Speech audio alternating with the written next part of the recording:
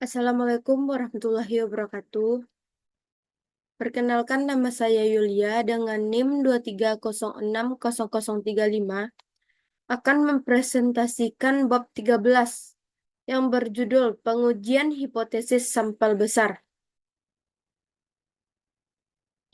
Poin yang pertama yaitu definisi hipotesis dan pengujian hipotesis. Hipotesis adalah suatu pernyataan mengenai nilai suatu parameter populasi yang dimaksud untuk menguji dan berguna untuk mengambil keputusan. Good dan Socrates 1945 menyatakan bahwa hipotesis adalah sebuah dugaan atau referensi yang dirumuskan serta diterima untuk sementara yang dapat menerangkan fakta-fakta yang diamati dan digunakan sebagai petunjuk dalam mengambil keputusan. Sedangkan Kerlinger 1973 menyatakan bahwa hipotesis adalah pernyataan yang bersifat dugaan dari hubungan antara dua atau lebih variabel. Selanjutnya, Link 2007 mendefinisikan hipotesis adalah suatu pernyataan mengenai nilai suatu parameter populasi yang dimaksud untuk menguji dan berguna untuk mengambil keputusan. Menurut Nasir 1988, hipotesis yang baik mempunyai ciri-ciri. Yang pertama, menyatakan hubungan. Yang kedua, sesuai dengan fakta. Yang ketiga, sederhana dan dapat diuji. Yang keempat, dapat menerangkan fakta dengan baik. Contoh hipotesis. Yang pertama, A. Rata-rata hasil investasi di reksadana saham sebesar 10,5% per tahun. B. Rata-rata produksi TV di PT LG Elektronik pada tahun 2007 mencapai 90.000 unit per tahun. C. Rata-rata laju penurunan jumlah penduduk miskin Indonesia per tahun sebesar 0,8%. D. Produktivitas tenaga kerja Indonesia lebih rendah dibanding negara Asia lainnya. E. Hasil investasi reksadana saham lebih tinggi dibanding reksa dan lainnya. F. Proporsi wanita dan pria menyukai Honda Jazz adalah sama. G. Perkembangan kelompok menengah Indonesia berpengaruh positif terhadap pertumbuhan industri keuangan, otomotif, dan elektronik.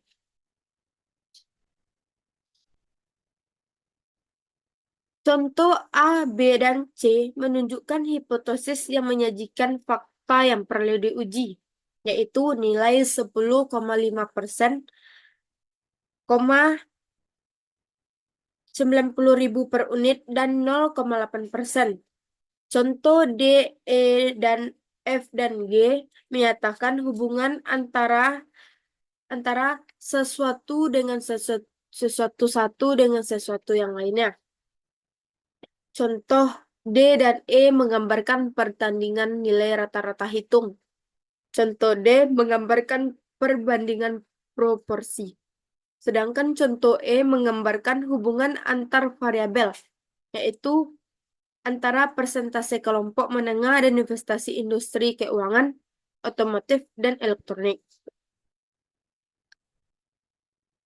Selanjutnya, saya akan menjelaskan mengenai definisi pengujian hipotesis. Hipotesis merupakan pernyataan mengenai populasi yang perlu diuji kebenarannya. Untuk melakukan pengujian dilakukan dengan mengambil sampel dari populasi. Cara ini lebih mudah dibandingkan dengan menghitung seluruh anggota populasi. Setelah mendapatkan hasil statistik dari sampel, maka hasil tersebut dapat digunakan untuk menguji pernyataan populasi. Apabila bukti empiris dari sampel mendukung atau menolak pernyataan mengenai populasi, Seluruh proses tersebut dikenal dengan menguji hipotesis. Pengujian hipotesis didefinisikan sebagai berikut.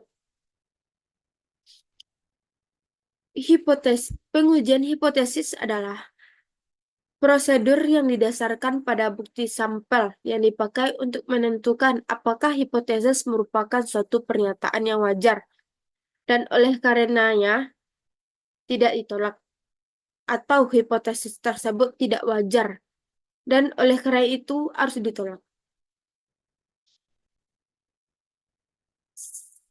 Suatu hipotesis seperti rata-rata hasil investasi di reksadana sebesar 10,5% per tahun harus diuji. Pengujian yang benar tentunya harus mendatangi setiap perusahaan reksadana, saham, dan penghitungan investasi lainnya. Dapat dibayangkan berapa banyak yang harus dihitung mengingat jumlah perusahaan reksa dan saham sangat banyak. Selain itu, portofolio untuk sejumlah sampel tertentu yang dianggap dapat mewakili dengan menggunakan metode sebagaimana telah diuraikan pada bab sebelumnya. Apabila dari hasil perhitungan sampel ternyata hasil investasi hanya sebesar 5%, apakah kenyataan ini akan mengakibatkan hipotesis ditolak? Atau kalau ternyata hasil investasi 13,48%, apakah hasil ini dianggap cukup mendekati sehingga kita dapat menerima hipotesis tersebut? Dan apakah perbedaan yang hanya 2,98% disebabkan kesalahan penarikan sampel atau suatu perbedaan yang cukup signifikan? Keputusan untuk menerima dan menolak suatu hipotesis tersebut dikenal dengan pengujian hipotesis.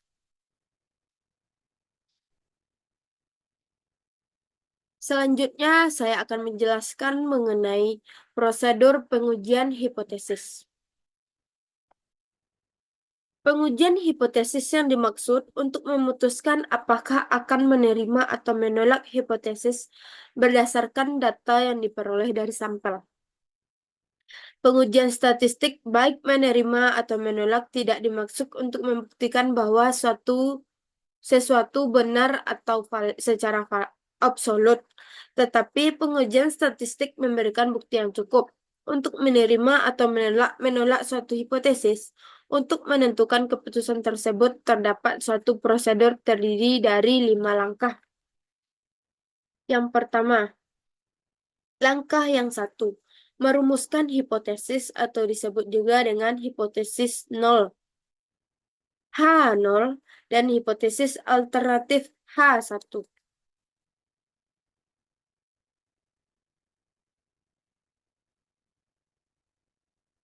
Hipotesis nol, suatu pernyataan mengenai parameter populasi. Perumusan hipotesis dikembangkan oleh Fisher yang dikenal sebagai Bapak Statistika. Fisher membedakan hipotesis menjadi hipotesis nol dan hipotesis alternatif. Definisi hipotesis nol adalah suatu pernyataan mengenai nilai parameter populasi. Hipotesis nol dilambangkan dengan H0 dan diformulasikan untuk ditolak atau tidak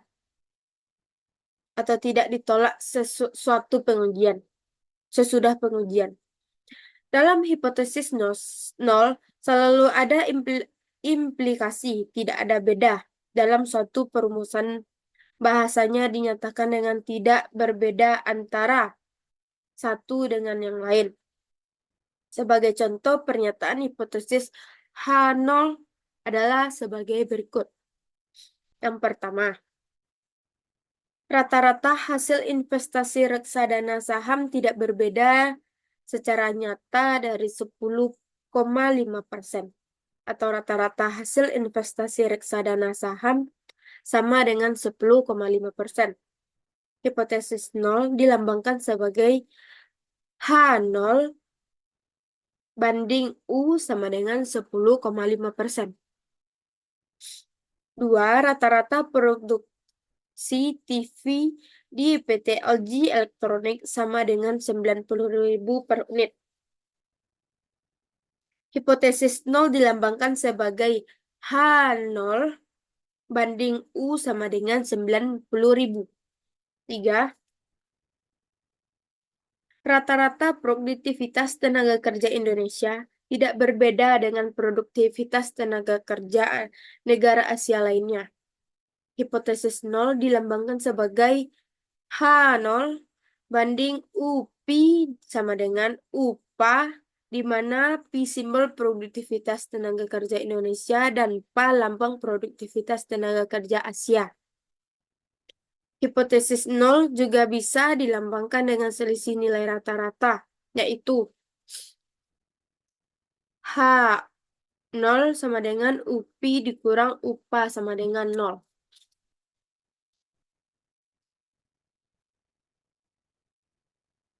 4.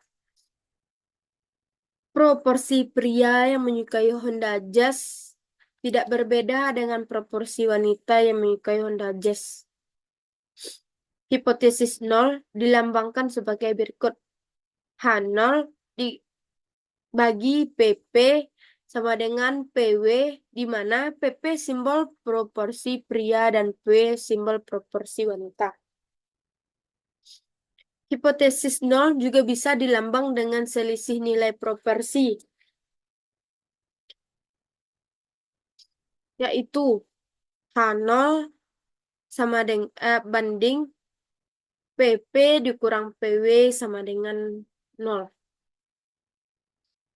5. Perkembangan kelompok menengah Indonesia tidak berpengaruh terhadap pertumbuhan industri di Indonesia. Hipotesis 0 dilambangkan sebagai H0 bagi B sama dengan 0, di mana B adalah koefisien regresi dari pertumbuhan kelompok menengah. Pengertian koefisien regresi akan dibahas pada bab 15. Sesuatu pengajian tentunya dapat diketahui apabila menerima atau menolak H0. Apabila H0 tidak ditolak atau diterima, itu menunjukkan bahwa berdasarkan data sampel tidak cukup bukti yang meyakinkan atau mengizinkan untuk menolak H0. Ini tidak dapat diartikan bahwa H0 adalah benar, karena itu mengetahui kebenaran H0. Harus diketahui, sensus terhadap populasi, sedangkan penerimaan H0 hanya didasarkan pada data sampel yang merupakan bagian dari populasi. Sehingga, apabila H0 diterima, maka kesimpulannya adalah tidak terdapat cukup bukti yang meyakinkan untuk menolak pernyataan bahwa sesuatu sama dengan sesuatu, atau tidak cukup bukti untuk menolak H0. Hasil pengujian lain menerima H0 adalah menolak H0 dan biasanya memiliki H0 ditolak. Memang H0 ditolak. Dengan demikian, apabila menolak H0, berarti kita menerima hipotesis alternatif atau H1. Pengertian dari hipotesis alternatif yaitu suatu pernyataan yang diterima jika data sampel memberikan cukup bukti bahwa hipotesis 0 adalah salah. Hipotesis alternatif lawan hipotesis 0 mempunyai tanda yang berbeda. Apabila tanda hipotesis 0 selalu sama dengan, maka hipotesis alternatif mempunyai tanda tidak pernah sama dengan, seperti tidak sama dengan pagar, lebih besar atau lebih kecil, atau sama dengan. Contoh hipotesis 0 apabila dibuat hipotesis alternatif 1.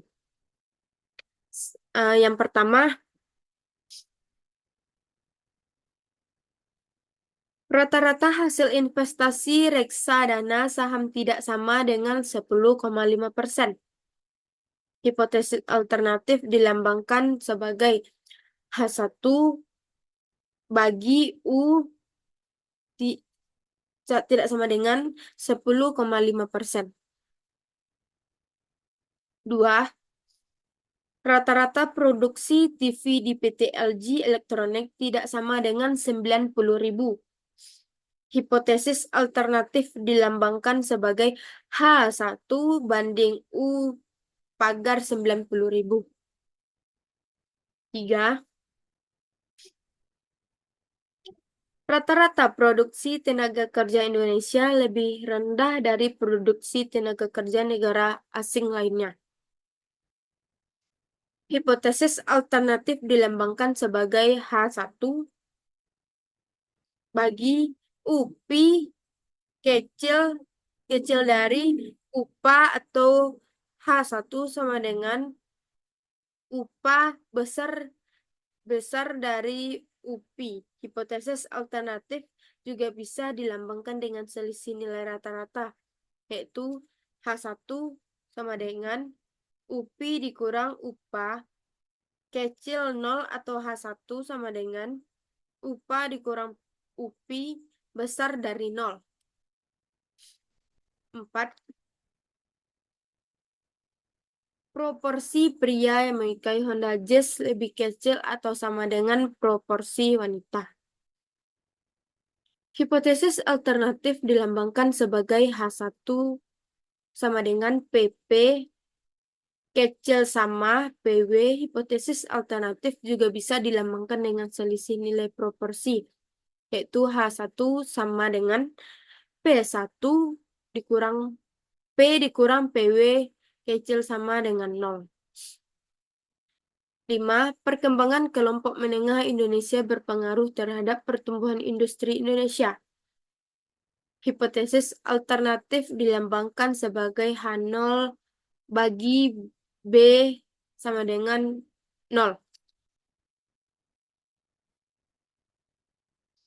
Penggabungan antara hipotesis 0 dan hipotesis penguji statistik adalah sebagai berikut. Yang pertama, ujilah apakah U sama dengan 10%, 10,5%. Maka hipotesisnya adalah H0 bagi U sama dengan 10,5%. H1 bagi U sama dengan 10,5%. 2. Ujilah apakah HO sama dengan U sama dengan 90.000, maka hipotesisnya adalah H0 bagi U sama dengan 90.000. H1 dibagi U pagar 90.000.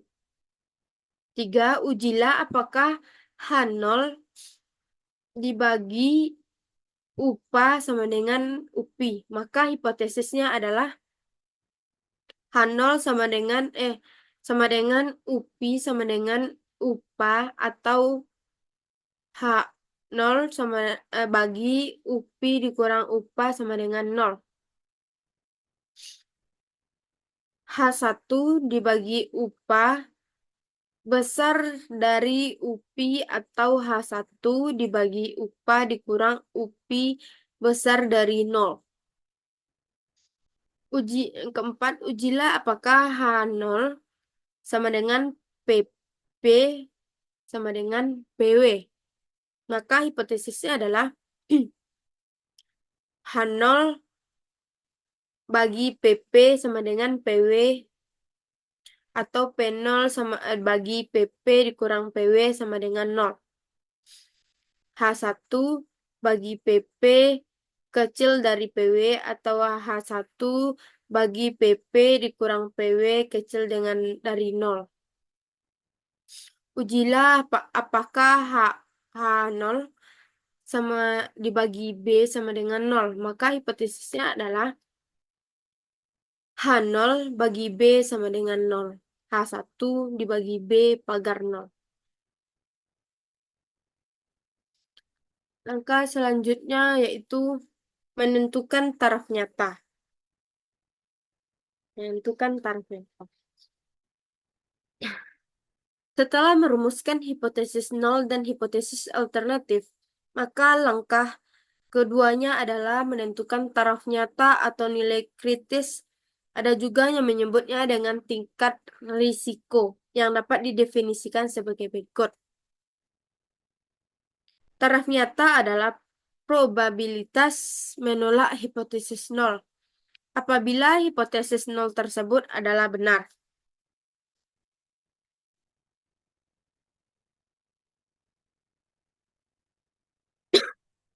Taraf nyata adalah nilai kritis yang digunakan sebagai dasar untuk menerima atau menolak hipotesis nol. Taraf nyata dilambangkan dengan alfa, di mana alfa sama dengan 1 dikurang C. Ingat bahwa C adalah tingkat keyakinan. Apabila C sama dengan 0,95, maka alfa sama dengan 1 dikurang 0,95 sama dengan 0,5. Semakin besar nilai C, maka semakin kecil nilai alfa. Besar kecilnya nilai alfa tergantung pada berapa besarnya tingkat kesalahan yang menyebabkan risiko dapat diterima. Semakin besar tingkat keyakinan C, maka semakin kecil taraf nyata alfa, maka akan semakin baik. Kebiasaan umum yang dipakai untuk dunia kedokteran dan teknik adalah taraf nyata alfa 1% atau tingkat keyakinan 99%. Sedangkan untuk pertanian dan ekonomi taraf nyatanya adalah 5%. Serta nilai-nilai sosial 10%. Namun demikian, sangat dimungkinkan untuk membuat taraf nyata selain sesuai dengan tujuan penelitian.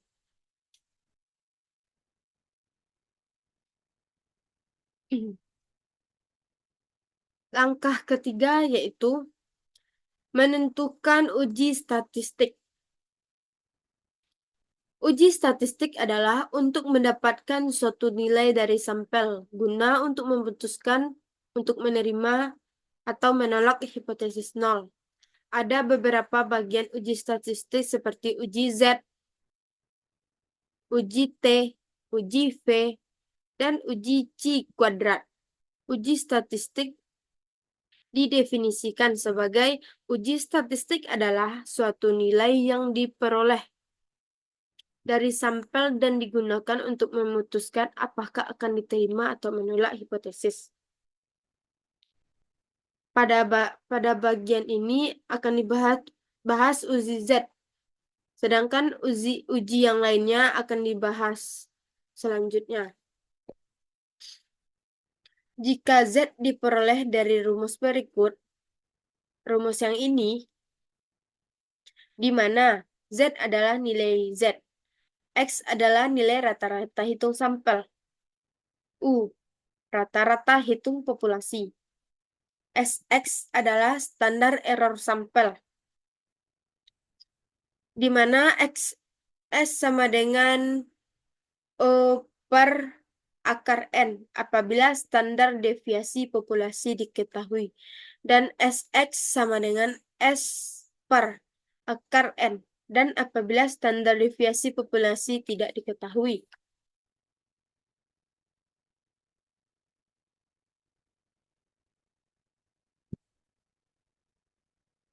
Dan langkah selanjutnya yaitu menentukan daerah keputusan. Daerah keputusan merupakan pernyataan mengenai kondisi di mana hipotesis nol ditolak atau diterima. Untuk menentukan daerah keputusan didasarkan pada uji statistik. Apabila uji statistik Z, maka daerah keputusan juga menggunakan nilai Z yang diperoleh dari taraf nyata. Nilai Z yang diperoleh dari taraf nyata disebut juga dengan nilai kritis. Bagaimana cara mencari nilai kritis? Baiklah, saya akan menjelaskan bagaimana cara mencari nilai kritis. Misalkan, taraf nyata ditentukan 5%. Dengan menggunakan distribusi normal, kita dapat nilai Z. Untuk menguji satu arah, maka probabilitasnya 0,5 dikurang 0,05 sama dengan 0,4500. Kita kemudian mencari nilai Z dengan probabilitas 0,4500 dan didapatkan dari nilai Z sama dengan 1,65. Nilai 1,65 inilah merupakan nilai kritis. Daerah di mana lebih kecil dari 1,65 merupakan daerah hipotesis 0. Sedangkan daerah yang lebih besar dari 1,65 adalah daerah penolakan hipotesis 0. Dan inilah contoh grafiknya. Contoh grafik daerah keputusan uji satu arah. Daerah penolakan HO. Daerah tidak penolakan HO. H0. Probabilitas 0,95, probabilitas 0,5.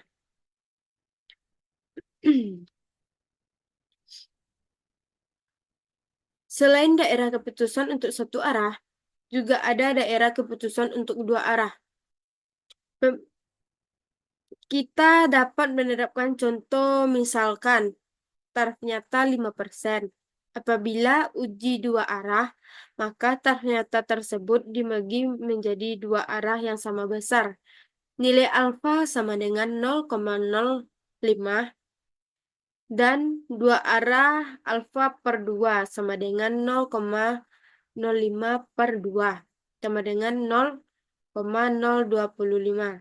Setelah menemukan nilai alfa per 2, bisa dicari nilai Z dengan probabilitas 0,5 dikurang 0,025 sama dengan 0,4750. Nilai probabilitas ini dengan menggunakan tabel distribusi normal didapat nilai Z sebesar 1,96. Dengan ditemukannya nilai Z untuk uji dua arah, maka daerah hipotesis 0 berada pada interval min 1,96 sampai dengan 1,96. Nilai yang lebih kecil dari min 1,96 atau lebih besar dari 1,96 merupakan daerah penolakan hipotesis 0, daerah keputusan untuk dua arah. Dan inilah contoh grafiknya.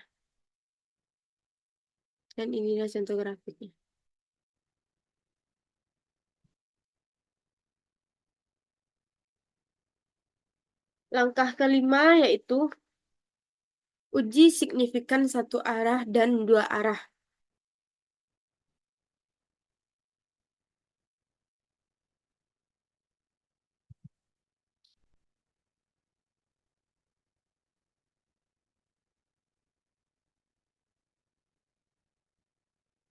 Pengujian satu arah.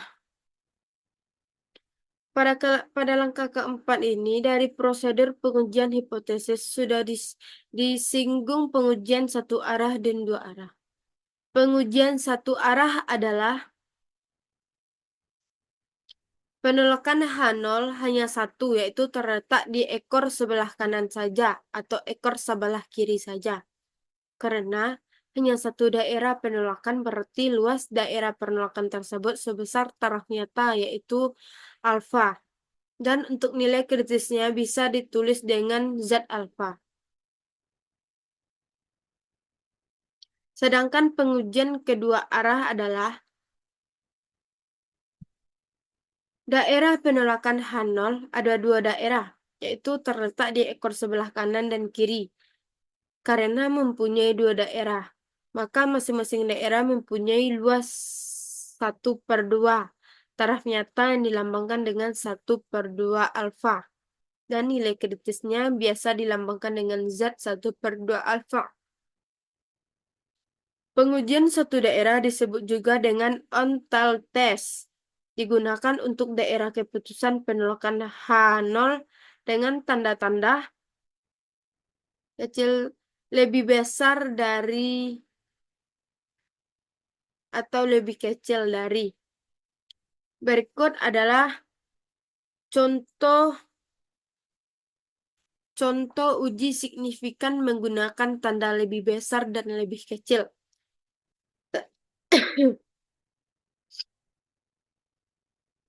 Yang pertama, ujilah beda rata-rata populasi.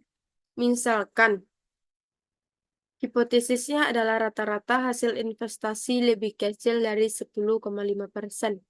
Maka perumusan hipotesisnya menjadi H0 bagi U kecil dari 10,5. H1 bagi U besar dari 10,5. Untuk tanda kecil daripada H0 menunjukkan daerah penerimaan H0, sedangkan tanda besar pada H1 menunjukkan daerah penolakan di sebelah ekor kanan seperti pada gambar A tadi. Pada gambar A. Yang kedua, ujilah beda selisih dua rata-rata populasi. Misalkan hipotesisnya adalah selisih dua rata-rata populasi lebih besar atau sama dengan 0. H0 bagi upah dikurang UPI besar dari 0. H1 dibagi upah dikurang UPI kecil dari 0. Untuk tanda besar daripada H0 menunjukkan daerah penerimaan H0. Sedangkan tanda kecil pada H1 menunjukkan daerah penolakan di sebelah ekor kanan, seperti pada gambar B. Inilah gambar A1 dan inilah gambar A2. Pada gambar A1 ini, terdapat H0 dibagi UX kecil dari 10,5. H1 bagi UX besar dari 10,5. Dan inilah contoh grafiknya. Pada gambar 2, terdapat H0 dibagi upah dikurang UPI besar dari 0. H1 dibagi upah dikurang UPI kecil dari 0. Dan inilah contoh grafiknya. Ini gambar A dan ini gambar B.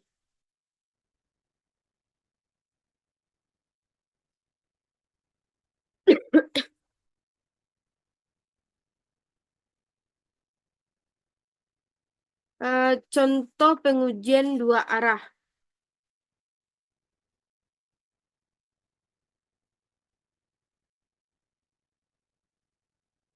Pengujian dua arah atau total test bisa digunakan untuk tanda sama dengan pada hipotesis 0 dan tanda tidak sama dengan.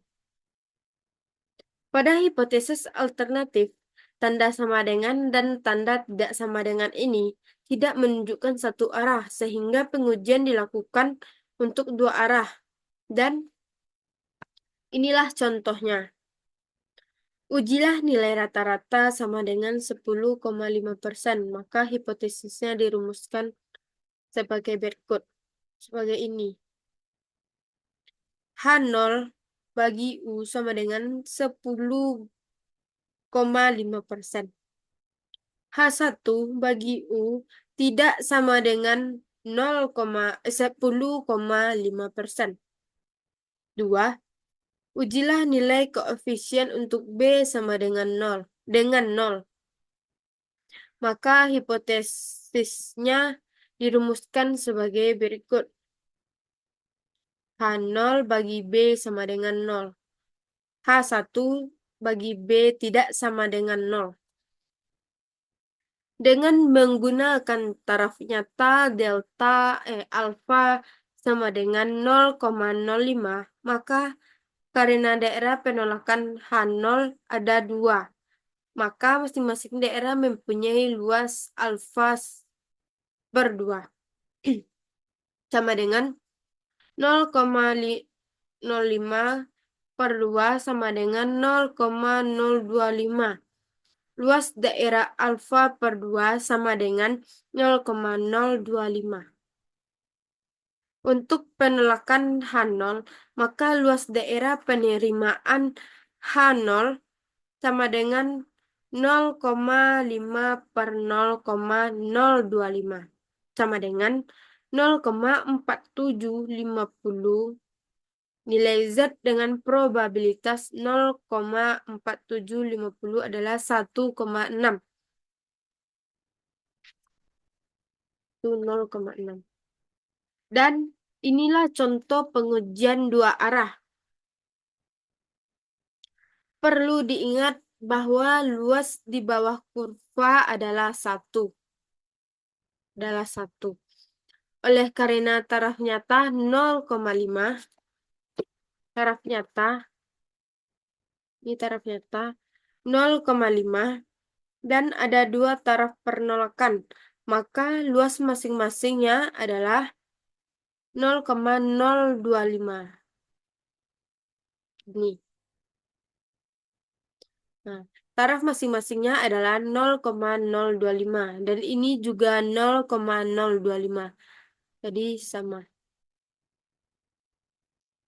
Sehingga luas totalnya menjadi 0,95 menjadi 1 ditambah 0,025 ditambah 0,025.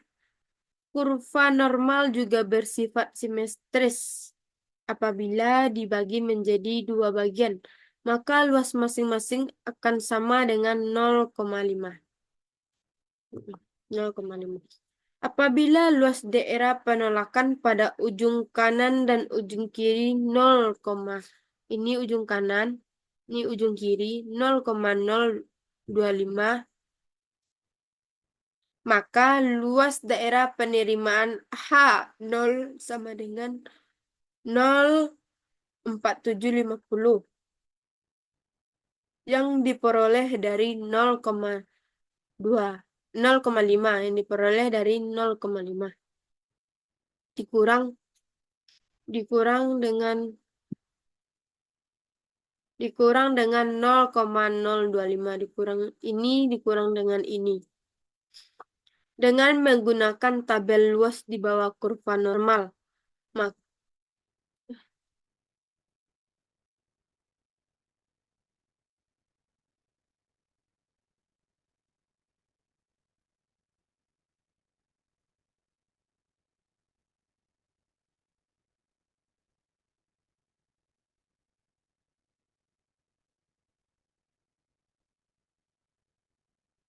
apabila nilai Z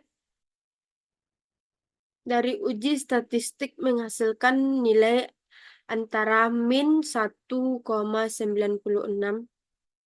dan 1,96, maka dapat disimpulkan bahwa H0 diterima atau tidak cukup bukti untuk menolak H0. Sedangkan apabila nilai Z dari uji statistik lebih kecil dari min 1,96 atau lebih besar dari 1,96, maka H1 ditolak dan H1 diterima. Selanjutnya, saya akan menjelaskan mengenai contoh pengujian hipotesis rata-rata sampel besar.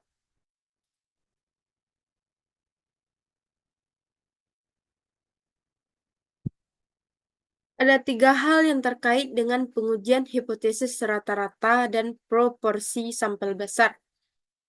Yang pertama yaitu proses pengujian hipotesis, di mana pengujiannya tetap mengikuti 5 langkah.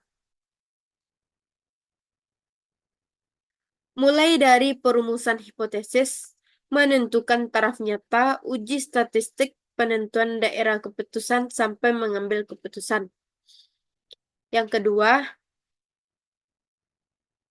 yang diuji dalam hal ini adalah rata-rata populasi dan proporsi dari populasi. Yang ketiga, sampel besar. Sampel besar adalah sampel yang berukuran 30 atau lebih dengan menggunakan sampel besar. Dia diharapkan akan mendekati distribusi normal sehingga dapat digunakan nilai dan uji Z. Contoh yang pertama yaitu perusahaan reksadana yang menyatakan bahwa hasil investasi reksadana saham sepanjang 2014 rata-rata mencapai 10,5%. Untuk menguji apakah pernyataan tersebut benar, maka lembaga konsultan Humanica Consultindo mengadakan penelitian pada 30 perusahaan reksadana dan didapatkan hasil bahwa rata-rata hasil investasi adalah 16,32%. Dan standar deviasinya 10,46%. Ujilah apakah pernyataan perusahaan reksadana tersebut benar dengan taraf nyata 5%. Langkah yang pertama yang harus dilakukan yaitu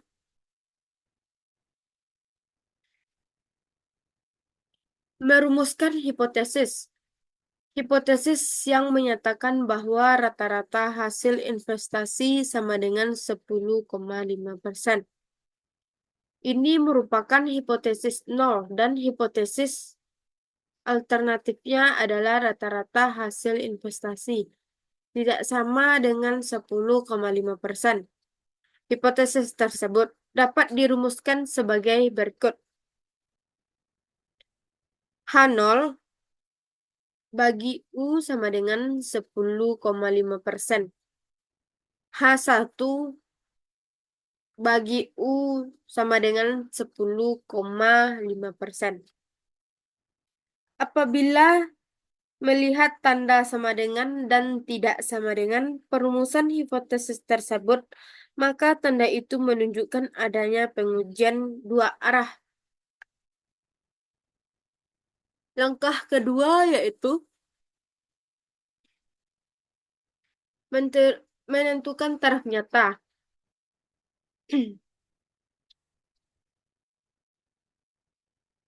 Taraf nyata sudah ditentukan sebesar 5%. Apabila tidak ada ketentuan dapat digunakan taraf nyata lain. Taraf nyata 5% menunjukkan probabilitas menolak hipotesis yang benar 5%. Sedangkan probabilitas menerima hipotesis yang benar 95%. Nilai kritis Z dapat diperoleh dengan menggunakan probabilitas daerah keputusan H0, yaitu Z alfa per 2, sama dengan alfa per 2 dikurang 0,5 per 2, sama dengan 0,025, dan nilai kritis Z dari tabel normal adalah 1,96. Langkah yang ketiga yaitu melakukan uji statistik dengan menggunakan rumus Z. Dari soal diketahui bahwa rata-rata populasi sama dengan 10,5%. Rata-rata sampel 16,32%. Dan standar deviasi 10,46%. Mengingat bahwa standar deviasi populasi tidak diketahui, maka diduga dengan standar deviasi sampel. Dan standar error sampel adalah Sx sama dengan S per akar N. Sehingga nilai Z adalah yang di bawah ini. Terdapat pada langkah ketiga. Langkah selanjutnya yaitu menentukan daerah keputusan dengan nilai kritis Z sama dengan 1,696.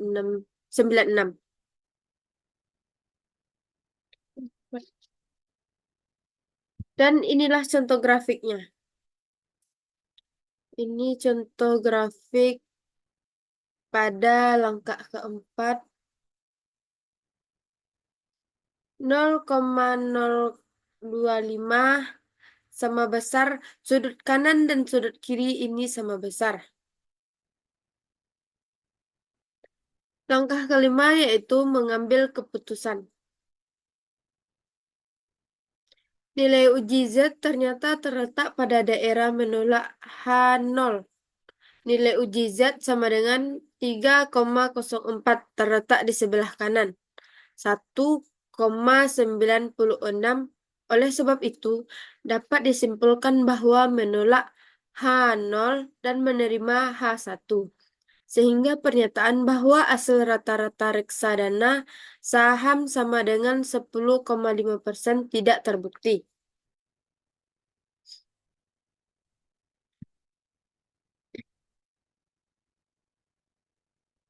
Eh,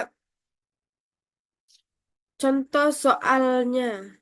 Contoh soal yaitu pada PT Matahari Putra Prima di Tangerang mengembangkan sistem pengamanan untuk menurunkan tingkat pencurian. Perusahaan menekankan bahwa pencurian tidak boleh lebih dari 5 kali sehari. Selama pengamatan 30 hari, ternyata angka pencurian masih tinggi, yaitu 6 kali dengan standar deviasi sebesar 4. Dengan menggunakan taraf nyata 5%, apakah target perusahaan tersebut tercapai? Langkah pertama yaitu menyusun hipotesis. H0 bagi U kecil sama dari 5. H1 bagi U besar dari 5. Langkah kedua yaitu menentukan taraf nyatanya. Taraf nyatanya absen sama dengan 5%. Tanda dari H1 menunjukkan uji satu arah dengan daerah penolakan H0. Berada di ekor sebelah kanan. Nilai kritis Z dengan probabilitas sama dengan 0,5 dikurang 0,05 sama dengan 0,4500. Sehingga nilai kritis Z adalah 1,65. Langkah ketiga uji statistik. Nilai rata-rata pencurian sampel sama dengan 6 dengan standar deviasi sampel S sama dengan 4. Langkah yang keempat yaitu menentukan daerah keputusan dengan nilai Z. Krisis Z sama dengan 1,65. Dan pada langkah keempat ini kita disuruh untuk membuat grafik. Langkah yang kelima mengambil keputusan.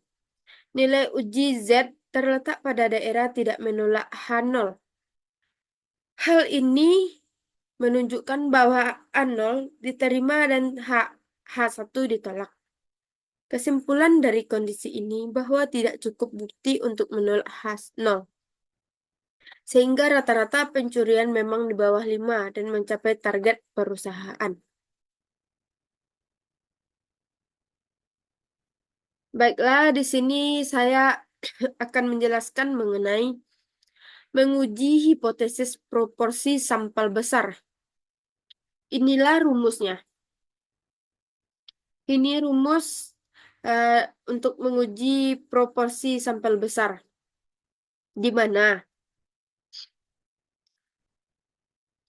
Z adalah nilai uji Z, P adalah proporsi sampel, dan P adalah proporsi populasi.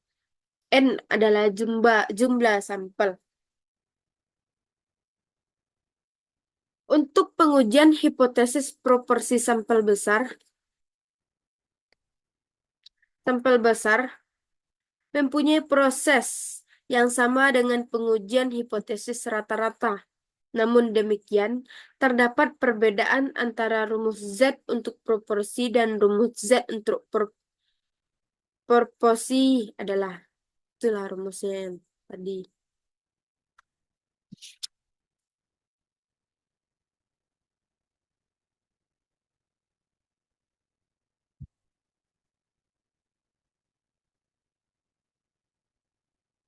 Rumus standar deviasi. Inilah rumus standar deviasinya. Ini rumus standar deviasi. Di mana X1 dikurang X2 sigma. Standar deviasi selisih dua populasi. Ini adalah standar deviasi populasi 1, O2 standar deviasi populasi 2. N1 adalah jumlah sampel pada populasi 1. N2 adalah jumlah sampel pada populasi 2.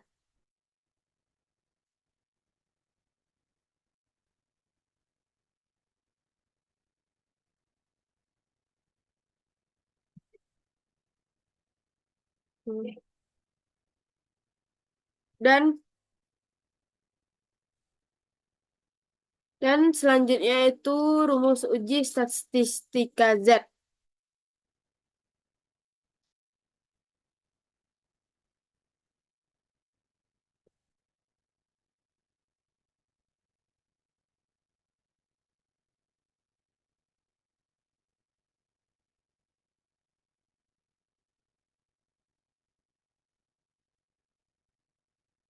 Rumus uji nilai statistika Z. Eh, ini rumus ujinya.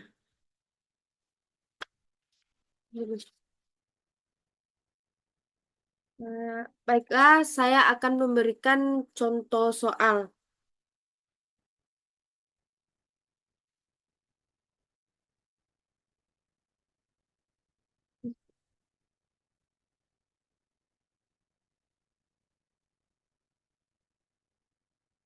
Contoh soal mengenai rumus uji statistika. Inilah rumus yang akan digunakan sedang menilai uji statistika Z, di mana Z adalah nilai uji statistik X1 kurang X2 selisih dua rata-rata hitung sampel 1 dan sampel 2, U1 kurang U2 selisih dua rata-rata hitung populasi 1 dan populasi 2, S X1 kurang X2 standar deviasi selisih dua populasi. Yang selanjutnya yaitu rumus standar deviasi selisih dua sampel.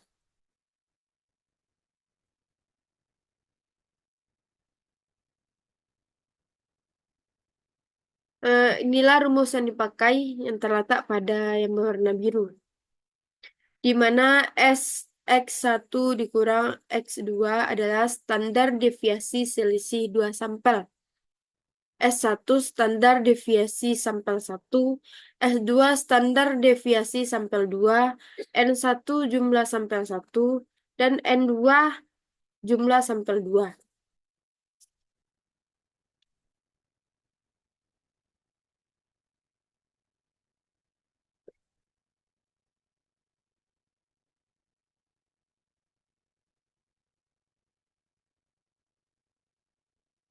Pada rumus ini, standar deviasi populasi harus diketahui, namun demikian bisa saja nilai ini tidak diketahui apabila tidak dilakukan sensus. Untuk menduga standar deviasi populasi digunakan standar deviasi sampel sebagai nilai dugaan terbaiknya. Standar deviasi selisih dua sampel dapat dicari dengan menggunakan rumus ini. Karena rumus antara yang ini sama yang ini berkaitan.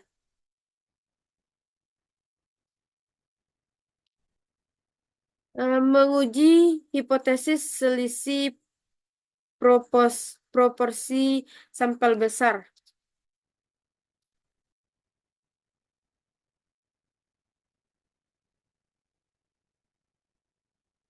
Menguji hipotesis selisih rata-rata proporsi sampel besar dimaksud untuk menetapkan apakah dua rata-rata hitung atau proporsi dua populasi sama atau tidak. Apabila hasil investasi antara perbankan dan reksadana sama, maka harga penawaran pada perusahaan sama. Apakah kinerja keuangan dua perusahaan sama atau tidak? Untuk membedakan dua populasi, maka masing-masing populasi berdistribusi secara normal. Atau apabila sampel sebagai cermin dari populasi dengan jumlah sampel lebih dari 30, biasanya juga mendekati distribusi normal. Distribusi samping dari selisih rata-rata proporsi memiliki distribusi normal dan mempunyai standar deviasi.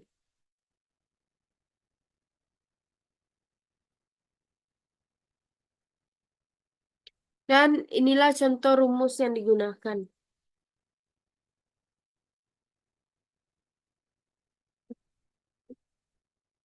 Rumus yang digunakan yaitu SP1 dikurang P2 sama dengan akar dari P1 dalam kurung 1 kurang P1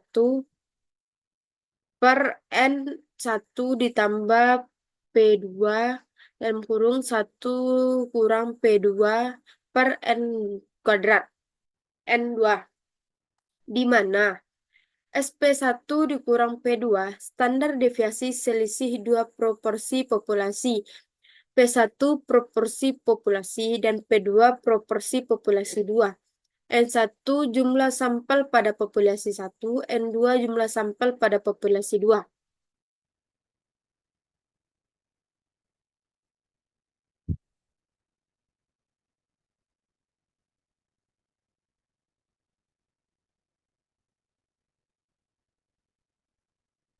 Dan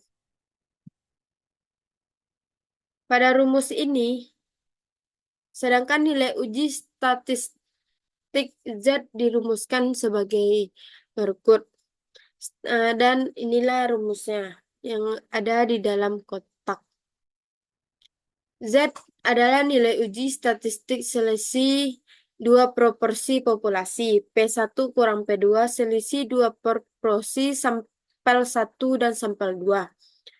P1 dikurang P2 selisih dua proporsi populasi 1 dan populasi 2.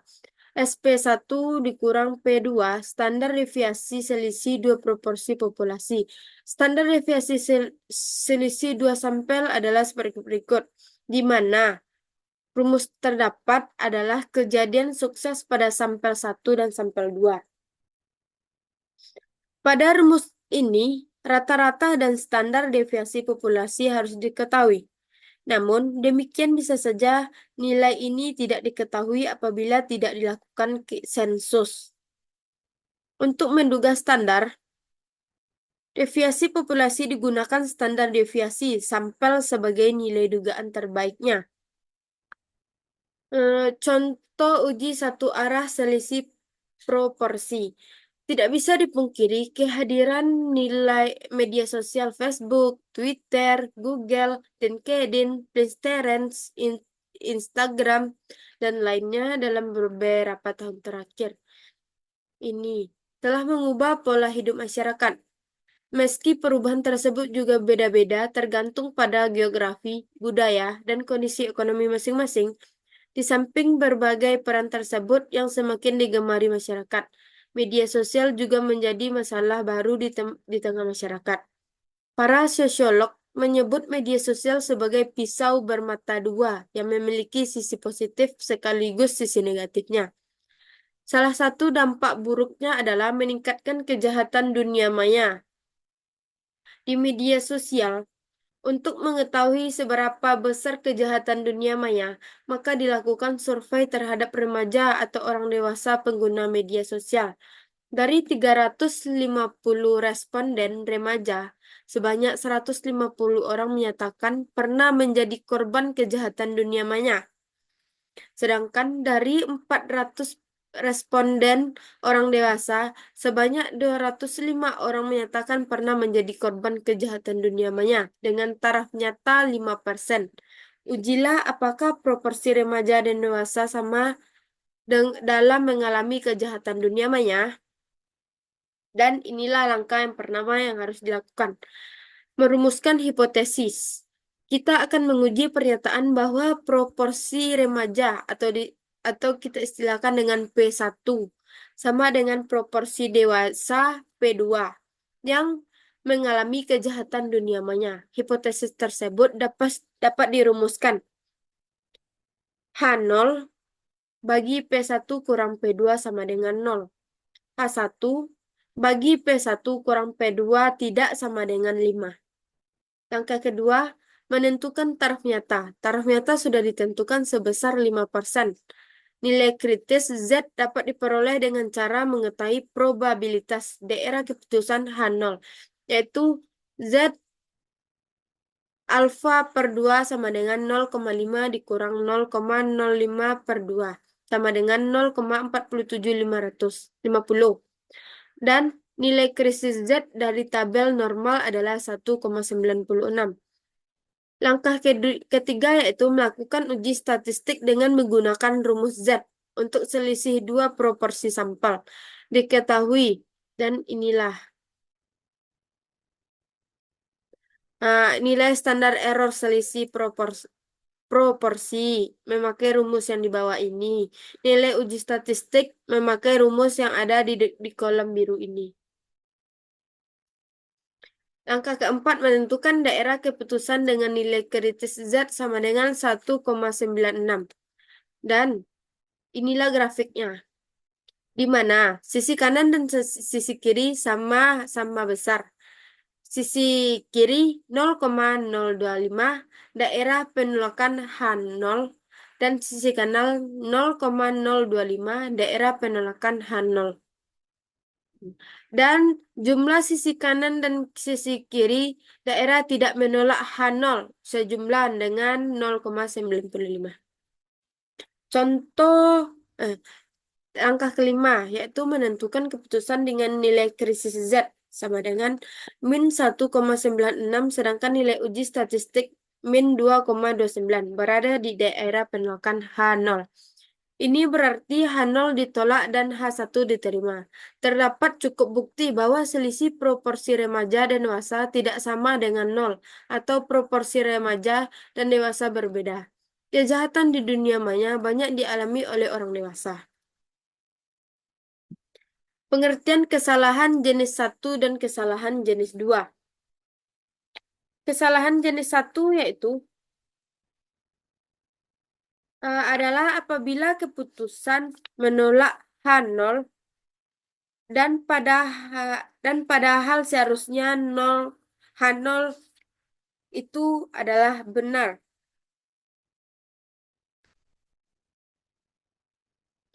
Melalui suatu proses pengujian statistik, dapat ditarik keputusan apakah akan menerima H0 atau menolak H0.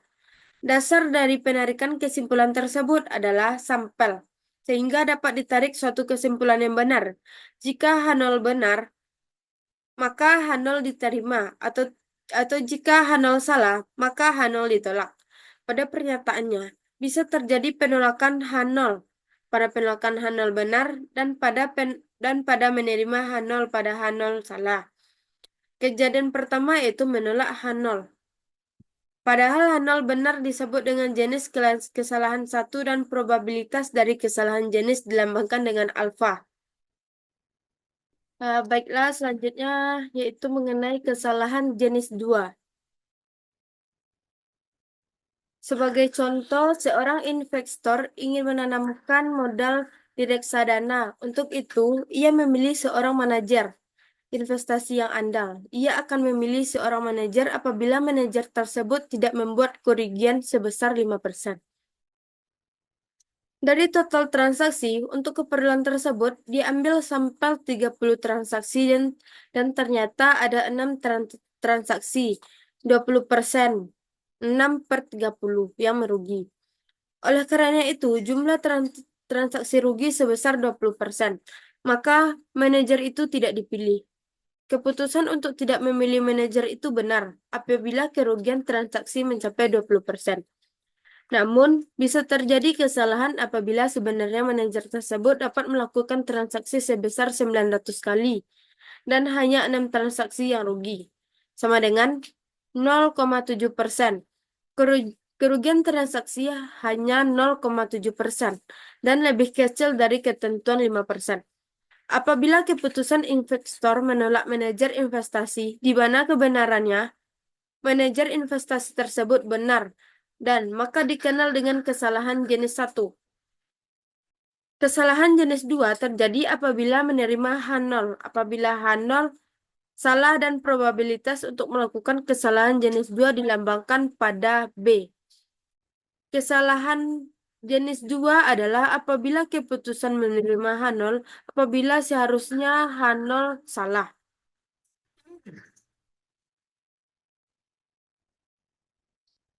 Pengertian kesalahan 1 dan 2.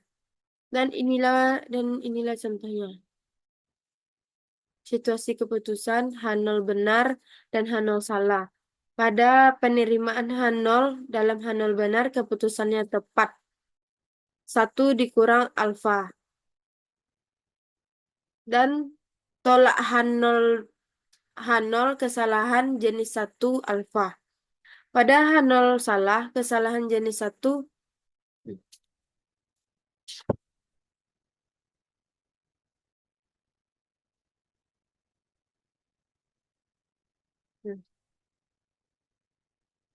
Sekianlah presentasi dari saya. Kalau ada salah dan janggal, saya mohon maaf. Saya tutup dengan wabillahi taufiq wal hidayah. Wassalamualaikum warahmatullahi wabarakatuh.